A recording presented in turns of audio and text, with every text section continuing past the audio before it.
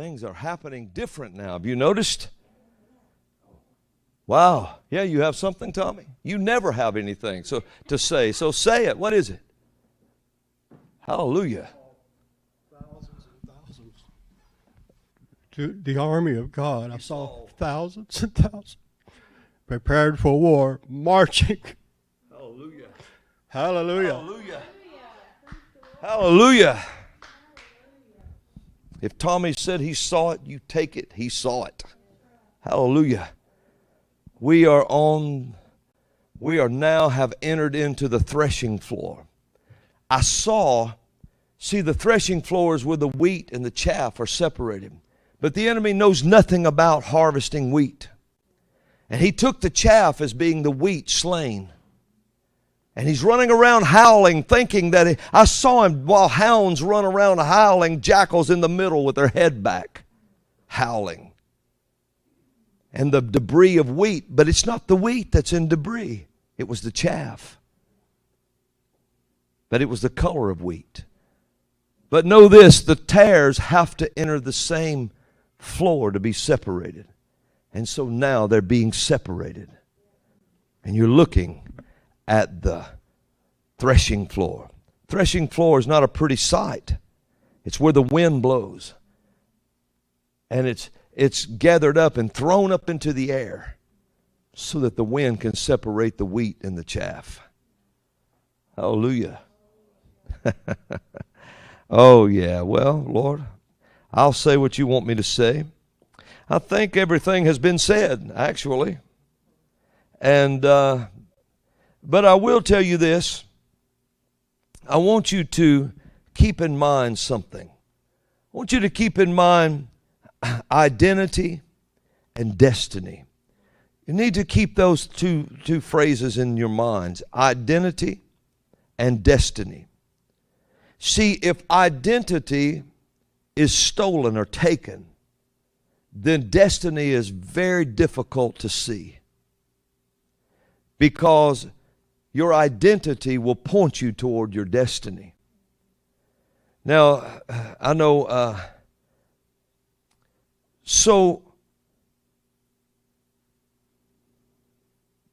yes. So anyway, I wanted you to see that identity and destiny. You know, I'm going to I'll go ahead and say this part. I was writing to our partners, and that's who's watching too. And you'll hear more about that, I think, in what I just got through writing you. But identity is found in, actually, if you want to know, identity would be found in its fullest in the Word of Faith message. Because it encapsulates every revelation of the revelation of every denomination. Not the denominator of every denomination, but the revelation it was built on. And in the Word of Faith will teach you your identity. The prophetic will show you your destiny. So it's called the sword of the Spirit, identity and destiny. And once identity is seen, that's why I said one time, I said for every prophetic message, 2 of the Word of Faith should be listened to. It's because the prophetic is so heavy. It has to sit on a foundation that's sure and strong. And so it takes, you spend twice as much time in your foundation. Because when destiny arrives and you start walking into the Spirit and the wind blows and it sets you in the future and you start seeing things in the future. You know, time, say, well, time is in the future. Time is future. That's why people get in anxiety about running out of time. It's in the future. And so time sweeps down from the future through the present into the past. And so your destiny is already creating for you a great past. Hallelujah. And so what I want you to know is I heard someone say this, and it was a quote, I think, from Winston Churchill. It went something like this. He said, "History will treat me kindly because I'm going to make it." So once identity is found, who you are in Christ, go through the New Testament and do what Brother Hagin said that time. Find every scripture that, especially in the epistles, that says in whom, in Christ, in Him, and highlight those. It's time I need to go through this. I got a brand new Bible in my hand. I need to go through and do that. And start saying when you see it, that's me, that's me, that's me, because I'm in Him. I'm in whom. I'm one with Him. Ephesians 5:30 declares. So you begin to understand your identity, who you are. You are not the sick trying to get well. You are the well, and Satan's trying to steal your health. You are not the poor trying to become prosperous. You are the prosperous. You're actually the rich, and Satan's trying to take your prosperity. So you start to learn this identity. You identify with Christ. You don't identify with the enemy. You identify. You're breathing the future. You're breathing who you are, who God sees you to be. See, in the scripture, if you get over around Matthew, let's see if we can find that today. And just real quickly, I didn't plan on really saying a whole lot after all of that, but my goodness, you know, if the preach is on you, might as well do some of it. You know, one time I walked into we had a youth center, and I was teaching a Bible study every day at 2 p.m. And there was no one in there, so we had the tables out. It was like a little Christian nightclub type thing, and we would play. We had 3 stages. We had one that had the music on it, and then one with the preaching, and then one for the drama. We would do drama acting and things like that. And it would be like a Christian nightclub for teenagers. And, you know, we served pizza and Coca-Cola and stuff like that. And then we would minister. Miracles that stagger the human mind happened in that place. And so... one sticks out to me. A man brought his youth group one night, and he was sitting out there, and he had some of his youth sitting with him. He was their youth pastor, just sitting out toward the center. And when they got ready to leave that night, it was a powerful service, and they got ready to leave. And when they did, one of his youth went to put her shoes on, and she took them off, and she put them on, and she took them off, and then she looked on and just put her foot back in them. I guess she looked at them, and she looked around. She said, "My God." He said, "What is wrong?" She said, "My shoes are too big. They're too big." She said, "I came in here with spurs, arthritic spurs on my heels, and they're gone, and now my shoes are too big."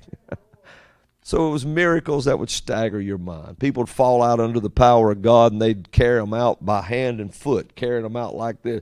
I remember seeing one of the teens being carried out like this at 1 or 2 in the morning. People thought we were nuts. And there wasn't anything but the new wine flowing in that place.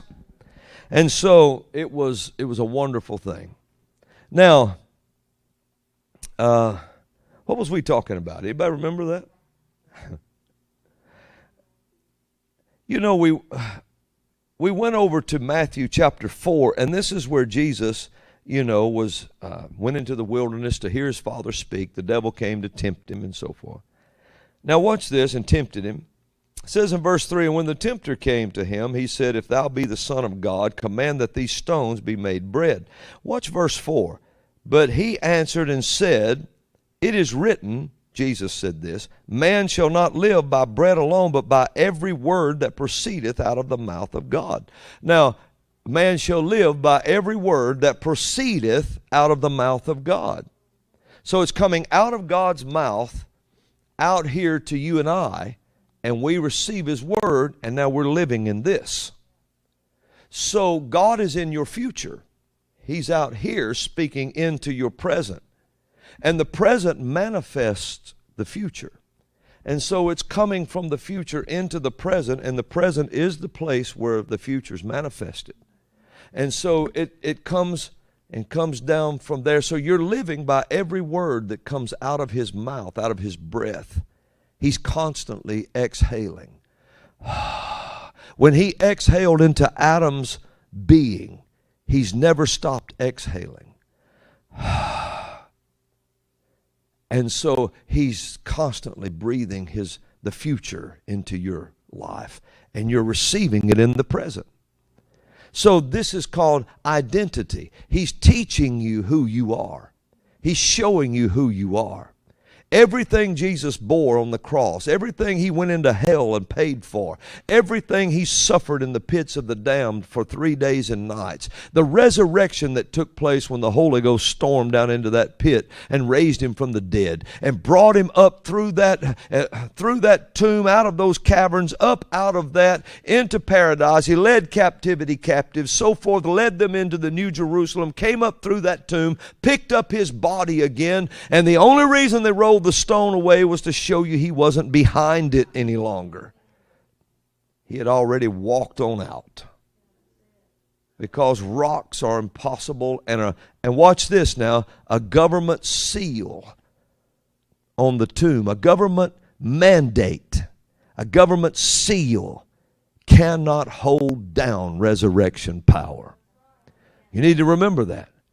Resurrection power, somebody will catch this prophetically, trumps every seal of a wicked regime.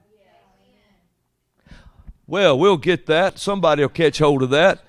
Resurrection power it trumps every, and resurrection power always comes with the sound of a trump. Every time you see a trump sounding, there's some kind of resurrection power, it looks like. Especially in Revelation.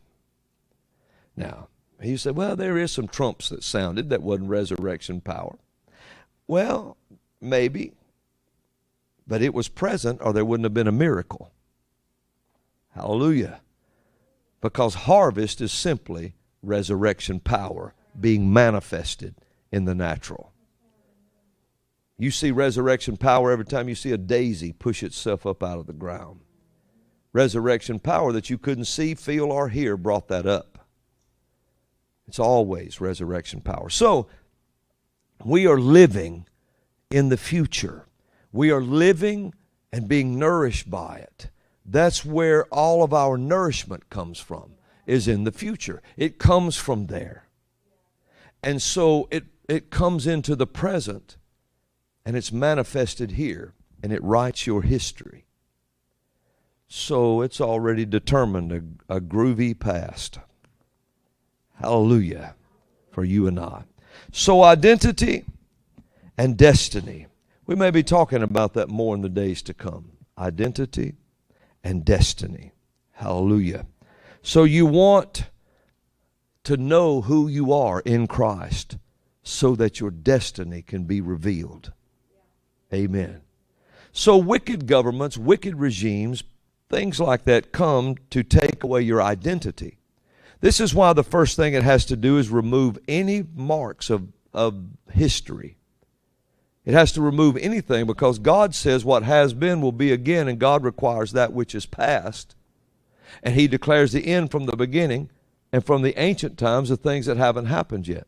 So if you remove the past, you can never see that that's a seed for the coming time. And Satan removes that so that you will fight him blind.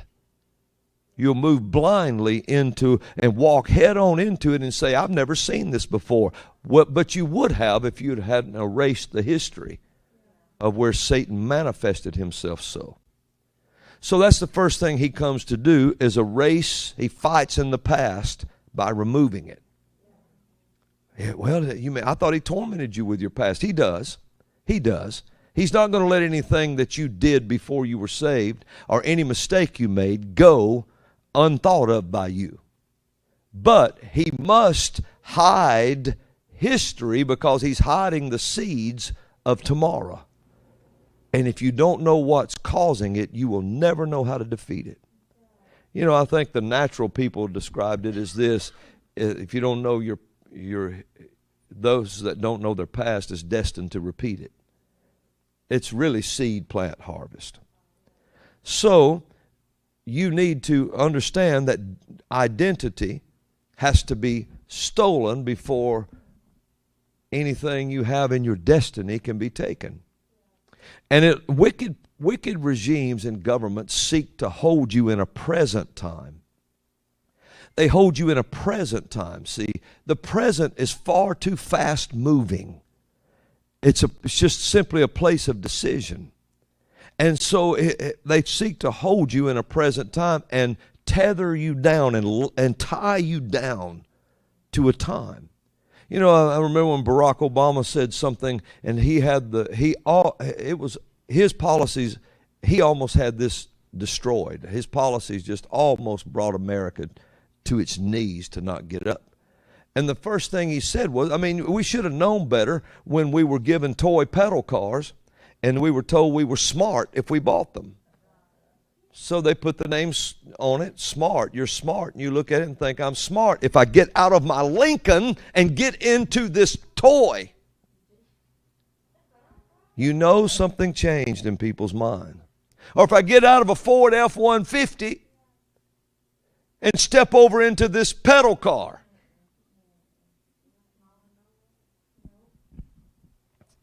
Well, pull a trailer behind it and see what happens. I don't think it would go far unless it's a little red Western Flyer wagon. You know, the little red wagon. So you have to guard someone stealing identity a lot more in the spirit than you ever do in your money. So, you begin to guard this. And you begin to watch your identity, who you are in Christ. If not, your destiny, they're going to tie you down to where you are. I remember when Obama said, what was it, the stock market would never rise above 18,000 or something like that. Didn't he say this? It was something like that number. And said it would never do it. Well, it rose to 30,000 and then over 30,000 as soon as Donald Trump came in. And I only say things like that just so that we're a little bit coded here from an algorithm stalking me, you know.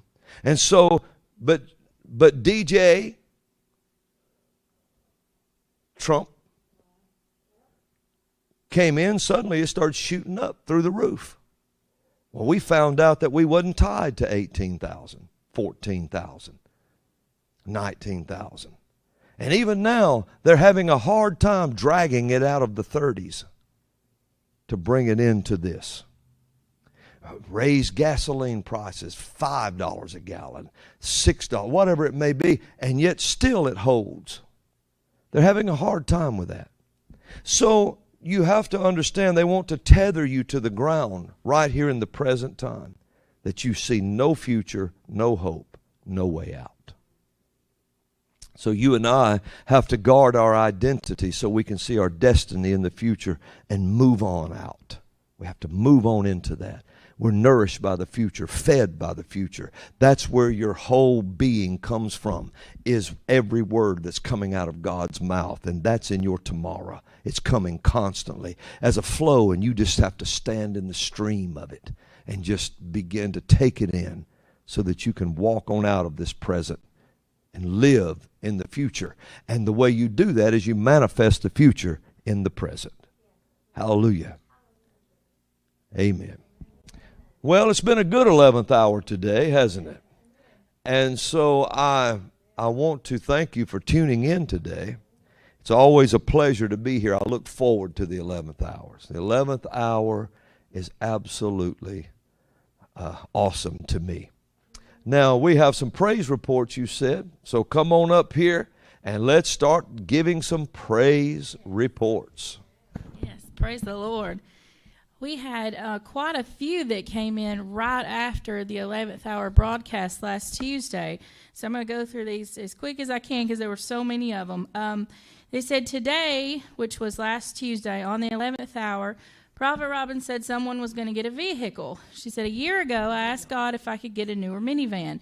I was just going to buy it. I just wanted to know if it would be okay with him. So my 5-year-old said, Mommy, Jesus is going to buy you a blue minivan. 10 days ago, I wrote a check for a 2021 blue minivan. I was given the money and told to buy myself a new van. She said, I tithe faithfully and have for many years, and the Lord has put money in my account and also had the neighbors buy groceries for me. My husband and I were given raises and a new home. She said, you cannot outgive God. Hallelujah. So praise the Lord. We had another one that said, when Prophet Robin was talking about someone getting a car, I said, I could use a little truck in Jesus' name. And when I got home, my mom and sister came over and gave me a Ford Ranger 4x4. He said, God is good. Hallelujah.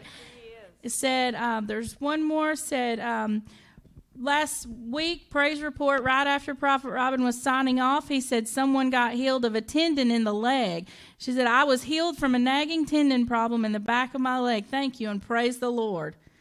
And then one more we had on Tuesday's 11th hour, last Tuesday, Prophet Robin said someone's getting a new car. I thought, nah, not me. Mine works okay. It just needs a little work. Well, at 1:47 p.m., my husband asked me to take a picture of the car's VIN number. Then at 2:27, he said he was going to look at a car to replace my old one. It's an 8-passenger Sienna, the make of the vehicle I've wanted for years now. And he said the deal popped up out of the blue, and he bought it for me. Praise the Lord. Wow. I think I had one more. Let me do this really quickly. Let's see. This one right here I wanted to read. This is also about receiving a car, and this was last Tuesday. She said, let's see, Robin said in the program last Tuesday, people will be receiving cars, and gave examples of other miracles of people receiving them. And I said, I received that in Jesus' name. And later with my husband, we were praying, and I said, we should pray and ask God for a car and be specific. And my husband, with some encouragement, said, I'd like a white Ford Bronco, the Badlands edition. We both knew that was a huge stretch, and we woke up the next morning from a random phone call. They left a message, and it was the Ford dealer asking if we would still be interested in a Bronco because they had only one in stock. Someone had ordered it, and their financing fell through. It was a new four-door 2022 white Bronco Badlands Edition. They called back, and they were showing it to other people who were checking it out, but they called back again and said we were the first in line. Wow. They got their vehicle. Oh, my goodness. Hallelujah. Glory to God. Well, shalom, 11th hour family. It is so good to be back with you today. If you were wondering who he was looking at while he was ministering over here, I got to be in the audience today, so I was enjoying it just like you were. And so it was just me sitting out there with the camera crew, so it was just a joy just to be back here today. I'll be back playing drums soon, very soon, but until then, my sister is doing one fabulous job, and so I'm enjoying listening and just soaking everything in while I am on the road to complete and total recovery. Amen. Amen. Well, as you get ready to sow your seed today, this is just what the Lord placed on my heart today to say. You know, those of you that watched Sunday morning, you heard the testimony that I gave of what the Lord delivered me from and brought me out of. And during that whole situation, while I was right in the middle of it, the Lord gave me two scriptures to stand on. One was for the first phase, and I knew that because the second scripture he gave me, he said, this is for your second phase. And so I knew that I was coming out of the first one. When he said, here's the scripture, he said, here's the scripture for your second phase. So I knew I was coming out of the first one. But first of all, you got to have the faith to believe that you're coming out of it all. That you're coming out of everything, because just like he said, you're not the sick that's trying to get healed. You're the healed, and the enemy has tried to take your healing from you and run off with it and make you believe that healing is no longer here anymore. But really, he just took it from you and starting to run off with it. So you got to have the faith, and faith cometh by hearing, and hearing by the word of God. So get in the word, first of all. And if nothing bad is happening in your life at the moment, if everything is smooth sailing at the moment, still get in the word. Still stay in it. That's when you need to do it the most, because just like my sister told me, you need to not wait till it rains to build your boat. You need to go ahead and have the ark built. And that way, when it starts to rain, you can jump in it and just rise above it, float on top of it. So he gave me the scripture, the first, when they told me that my lung had collapsed and there was nothing there. And the x-ray showed that there was nothing there. The scripture came to me, Ezekiel 37:5, says, "Behold, I will cause breath to enter into you, and you shall live." You shall live. So I took that word, and I stood on it. And I remember hearing a minister say, I was there when she said it. She said that she was diagnosed with a liver problem. And they asked her, how much alcohol did she drink? Just like they asked me, do you smoke? I said, no. They asked her, they said, how much alcohol do you drink? She said, I've never drank a day in my life. And they said, well, your liver looks just like somebody who drinks an excessive amount of alcohol all the time. And so she began, and there was really nothing they could do. They just, gave her some simple instructions, maybe change her diet, do a few things here and there. But she found a scripture, and she took the numbers of that scripture, and she sowed a seed on that scripture. Now, the Lord told her to sow thousands. It was thousands of dollars. I think it was like somewhere in the 30s. Well, I found my scripture, Ezekiel 37:5. The Lord told me to sow $375. Well, did it matter the amount? No, it mattered the obedience. If he had told me to sow $37.50, it would have still worked the same way, because I would have been obedient to what he'd have said. If he had said sow 37 cents, it would have still worked the same way, all because of the obedience. So I sowed a significant seed on Ezekiel 37:5, because as I've taught over and over and over again, sowing is so much more than just material things. Why? Because when you're sowing on the principles of the Word of God, you're not only tapping in to the material, tangible things of this world that you can gain access to, but most importantly, you've tapped into the supernatural aspect of it. And you are tapping into the things that are unseen and that you can't see. And you're bringing them into the tangible things of this world. And so that is when you're sowing on the principles that the Lord says in His Word and that He gave us. So here I come out of phase 1. They said my lung was reinflated. They said it was back. Well, then He said, here's your scripture for your next phase. And it was Mark 5:34, when He said, daughter, your faith has made you whole. Now go in peace and be, in one translation that I found, said, and be permanently healed from your suffering. And He was telling me, the enemy's going to try to come at you with symptoms. He's going to try and come at you and mess with your head and tell you that every little twinge, every little pain, not for really forgetting the fact that there was a garden hose sized tube in your body when there's never been anything foreign inside of it before, and your body's kind of been traumatized, and so it's trying to heal. And so it could be muscle swelling. It could be your body just trying to heal. But no, the enemy's going to say, it's happening again. It's happening again. Every time you cough, it's happening again. And this is the lies that he tells you. And most of you have been through some of the same stuff. You've been through some of the same problems where you've come out of something and the enemy try to tell you again, oh, this is happening again. You know it. You can't go outside. You can't get out of your bedroom because it's going to happen again. And it's a lie. Every time he opens his mouth, it's a lie. So the Lord told me, He said, here's your scripture, because I want you to remember, go in peace, for you have been permanently healed from your suffering. And so one night I was watching, and it brings me to right now, I was watching the meeting where the team was in New Mexico, and I had to stay behind, but I was watching it. And the Lord spoke to me. He said, when are you going to sow on your next scripture? I thought, now seems like a good time. Now I'll do it right now. And I asked the Lord who to sow this one into. And you know where he told me? Right here. He told me to sow right here. $534 was the amount that I heard. So guess what? I sowed into that. That next week, I went to the doctor, and they said your lung is back to normal.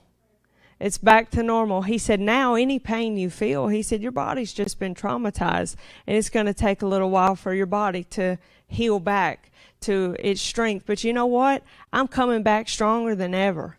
I'm coming back stronger than ever. And when I do get to play those drums again, the enemy just better cover his head, because I'm going to beat him completely and totally senseless, and every single demonic power that was involved in it too. And so, but you know what? I'm using my voice right now to be able to speak, because I'm not staying home and letting the enemy attack my mind. I'm coming, and I'm acting in faith. And so today I encourage you, if you're believing for something that money just can't buy, believing, knowing that God, his word will never return unto him void. He watches over his word to perform it. And so you find your scripture, you stand on it, you sow on it. Another thing too is the fact that I sowed. Do you know I'm not in debt for my medical bills? I'm not in debt for that. And I was able to go. I don't have insurance. I'm not ashamed to say that. I don't have insurance. The scripture's mine. The word of God is mine. And for those of you that do have insurance, still don't mean you're not out of debt. For those of you that do have it, and for those of you that don't, I was able to go up and say, I'd like to take care of my bill. And she looked at me and she said, Are you sure you want me to run this card for this amount? I said, run it. And when I sat down with that receipt in my hand, I said, thank you, Lord, that I am able to pay for my bills. Because with the enemy trying to attack your mind on everything else, that wasn't something he could attack my mind with. Why? Because I'm a tither and I'm a giver and I believe what the word says. So today I encourage you. I stand here before you today, a miracle, and I expect to hear the miracle that happens in your life. And let that be the praise report. And guess what? When that comes in, I'd like to read it. I'd like to read your praise report. So today, I want you to stand on the Word of God. Luke 6:38. Listen to me. The Word works when you work it. It's never the Word that fails. It's us and our lack of faith in the Word that fails. But the Word never fails. So Luke 6:38. This is included in that also. It says, give, and it shall be given unto you. Good measure, pressed down, shaken together, and running over, shall men give unto your bosom. For with the same measure that you meet withal, it shall be measured to you again. You say, I believe it, I receive it, I call it done. In Jesus' name. Now, if you're a tither, Malachi 3:10, and I'm going to tell you something. When I went into that hospital room, they started hooking me up to get me worked on and everything. I said, I ain't going nowhere. I said, because I'm a tither. I said, and devil, you can't have my love. You can't have it. And so I started quoting this one right here, Malachi 3:10, bring ye all the tithes into the storehouse, that there may be meat in mine house. And prove me now herewith, saith the Lord of hosts, if I will not open you the windows of heaven and pour you out a blessing that there shall not be room enough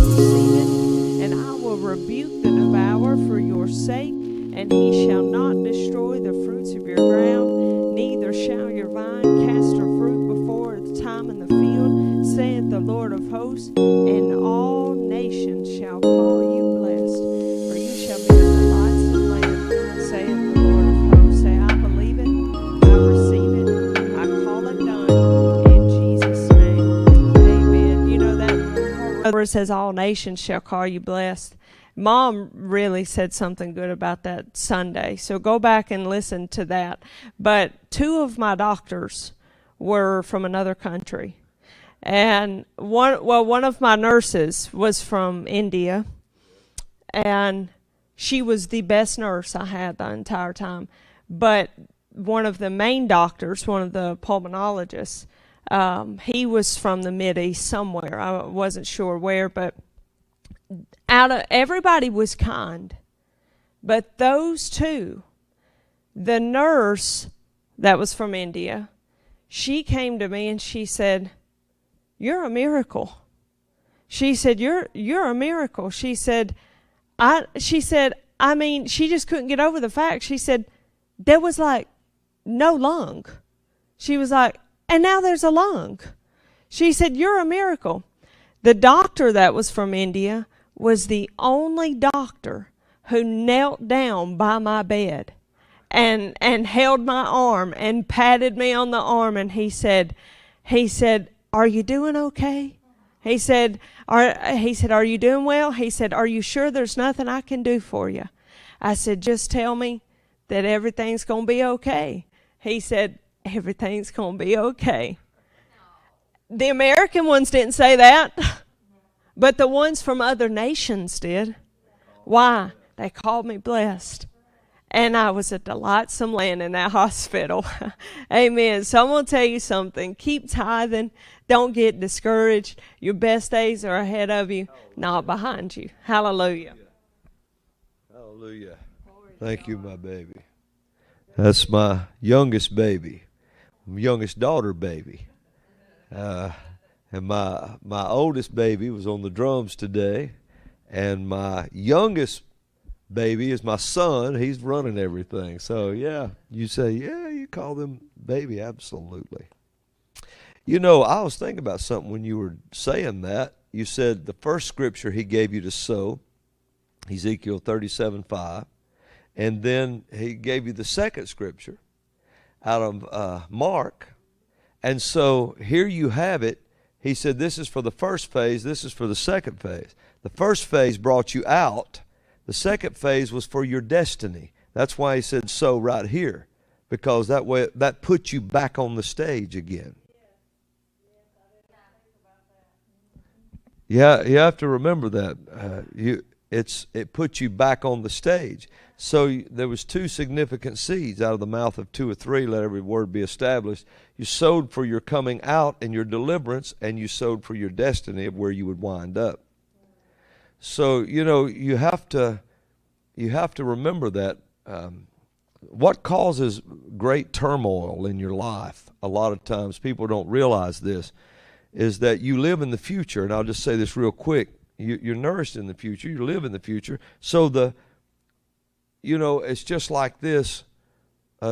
Jonah's spirit was already headed to Nineveh because God called him to Nineveh. So his spirit was going to Nineveh, but his body said no and went the other way. And, you know, when the man went to Paul to pray for his eyes, he said, Paul has already seen you, a man coming by your name to pray for him. But he didn't want to go. But see, your spirit goes ahead, and you have to reconcile your body with where you're already going. You have to go. The man had to go pray for Paul because he's already in the future. And if you turn your body and go the other direction, you're going to create chaos in your life. And that's where a lot of trouble comes. But I want you to take heed to what Krista said, because absolutely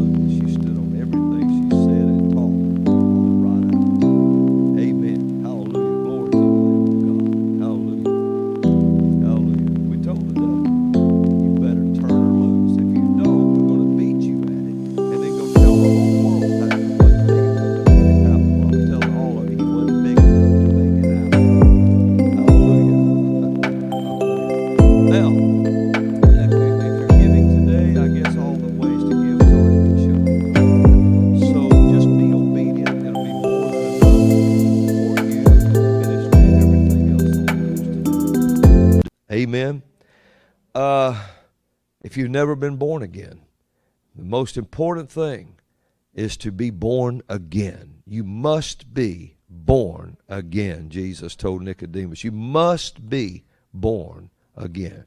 How are you born again? The Apostle Paul said it this way: you believe in your heart that God raised Jesus from the dead, and you confess with your mouth that He is your Lord, and you shall be saved. So right now I invite you all over the world that has never made Jesus the Lord of your life to simply say this with me, believe it in your heart, and say, Lord Jesus, I believe that God raised you from the dead, and I confess with my mouth that you are my Lord and personal Savior. Come into my heart, live forever. Cleanse me of all sin, all unrighteousness. Forgive me and make me whole. In Jesus' name. Now say, from this day forward, if someone asks me, are you a Christian?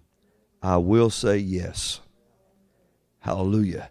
Now don't stop there. Go on to the upper room, get baptized in the Holy Ghost with the evidence of speaking in other tongues, the original language of God and Adam. How do you do that?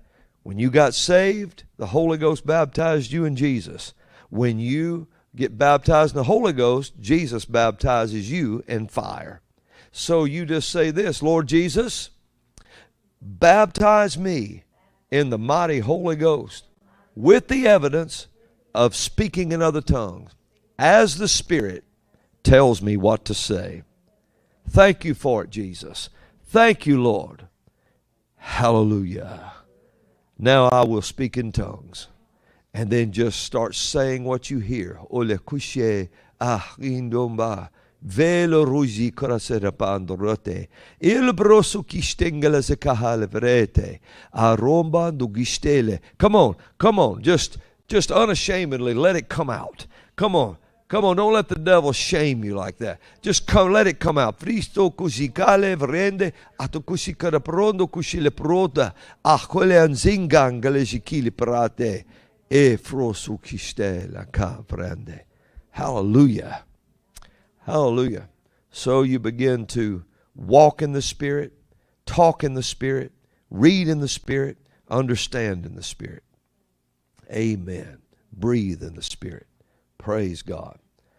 Praise God. Well, it's been good to be with you today on the 11th hour. And until we're together here the next time, we may have a surprise the next time. We'll just have to look and see how this thing progresses. It's a very good one. So until we're together again around God's Word, I want you to remember that Jesus loves you with everything He is. God loves you so much that He gave Jesus for you. We love you. You are our partners. I was praying over you last night. I'll be praying over you tonight. And you know that you're never a day without prayer. Hallelujah. And until next time we gather together around God's Word, I want you to remember